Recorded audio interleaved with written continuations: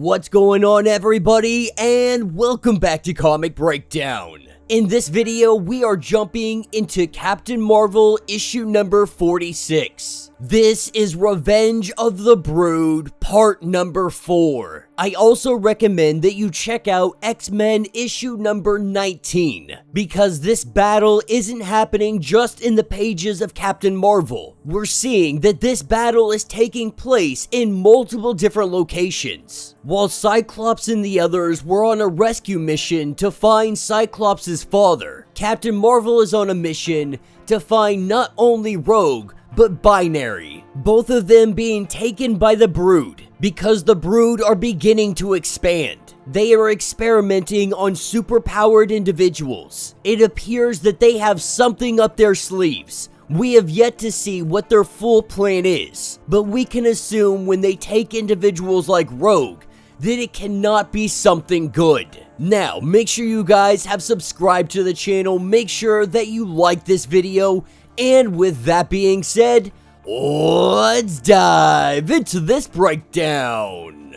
Alright guys, so as we dive into this issue, we are picking up with Binary currently in chains. She is being poked, she is being prodded, they are experimenting the full capacity of her abilities. They are seeing how she can be utilized. One thing is for certain, Binary will never be the same again. That is what takes us over to Psylocke and Captain Marvel. Making their way through the facility, Captain Marvel cannot help but think what is happening to her counterpart. What is happening to Binary? Because Carol knows all too well exactly what this is like, what experimentation is like, what this does to your psyche, how this makes you turn out on the other side. There is always a possibility that it could make her stronger, but at what cost? Binary being such an innocence in this universe, but also having such tremendous amounts of power. This trauma could very easily turn her down a path of darkness. It could make her very jaded to how the world, the universe works. But while Carol is thinking all of this in her mind, Psylocke lets her know that she can hear every single one of these thoughts. Right now, her powers are pretty stretched. That is because she is making sure that calm stay up between them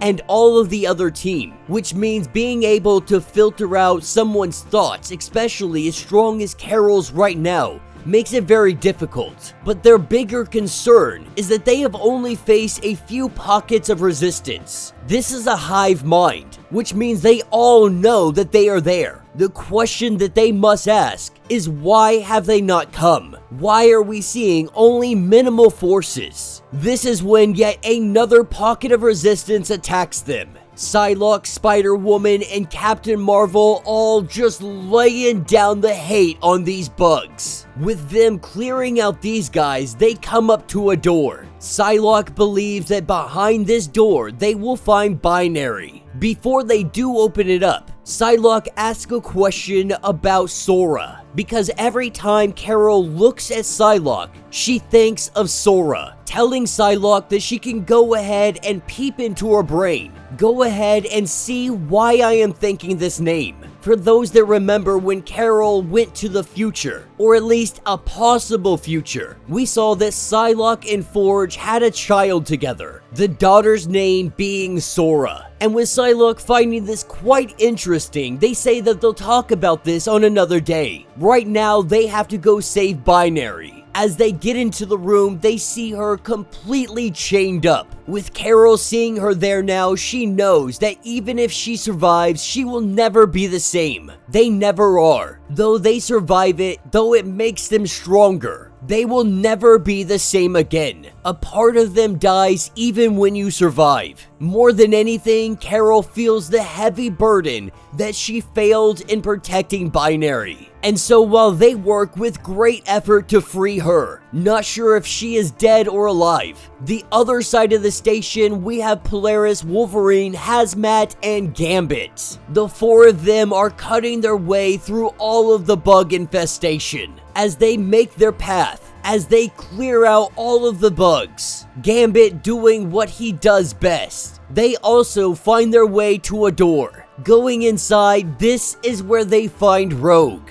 But as soon as they close that door, Hazmat lets it be known that they got incoming. As they look on the monitors, what they see is the entire planet descending down on top of them. This was all a trap. They split the teams up. They allowed them to go to certain locations, only sending out small pockets of resistance. That way they could push them in the direction they wanted them to go. And now each team, they are trapped. They have nowhere to go, and they have no other option. This is where Hazmat, she goes radioactive, telling Polaris to put a bubble around everybody. While Wolverine stays out, we see Hazmat begin to let out a crap ton of radiation. Wolverine making her way around the room. She is cutting her way through the Brood. And then there is a giant explosion, with Hazmat making the Brood go boom. That will be the end of this issue. So let me know what you guys think down in the comments. Definitely a little bit quicker than I wanted this issue to be. There wasn't a whole lot going on, and it really didn't push the plot that much forward. But what we are seeing is that the Brood is working in a much different manner than they usually do. They have set up a very elaborate trap. Not sure for what purposes. We know that they want to get their hands on superpowered individuals, that they have been experimenting on them. We have to assume that they are trying to incorporate this into their own physiology, that they are trying to make themselves bigger, better, stronger, and much more powerful. But the tides of this battle look like they are about to shift. That is because Binary and Rogue have now been freed, which means two very heavy powerhouses have just been unleashed. If these teams can meet up together, the very likely possibility of their success will greatly increase. But that is only if they can get through the endless waves of this hive mind. So let me know your thoughts, let me know your theories. If you would like to get caught up on everything going on with this series, be sure to check out the link in my description as well as the top of this video. It is going to get you completely caught up on everything going on with this story arc. Also, be sure to check out X-Men issue number 19 to continue on with this story. If you would like to support the channel, you can always do so by joining the channel membership. Much like Patreon, having 5 different tiers, from $1 to $50. From loyalty badges to getting free comics every single month. Not only does this help out the channel tremendously, but you are getting tons of perks in the process. If you are unable to do any of that, do me a favor, subscribe to the channel, like this video, hit that notification bell, and with that being said, until the next breakdown.